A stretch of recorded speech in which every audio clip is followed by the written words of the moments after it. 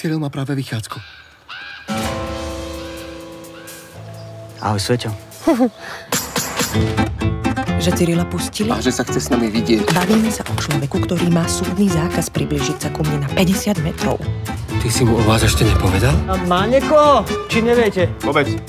Čo som ti mal ako povedať? Priprav sa byť frustrovaný, práve sa idem zasnúbiť s tvojou stredoškolskou obsesiou. Oči sa nemôže!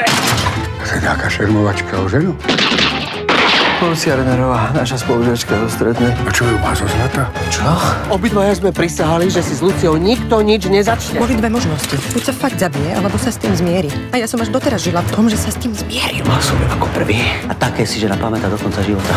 To je biologický fakt. Ja som dúfala, že o tomto už do smrti nebudem počuť.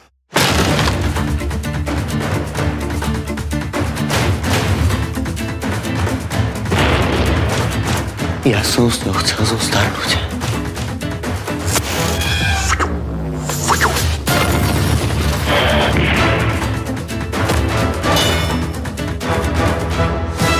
On má len ťažké obdobie. To máme všetci. Hovorí sa tomu, že život.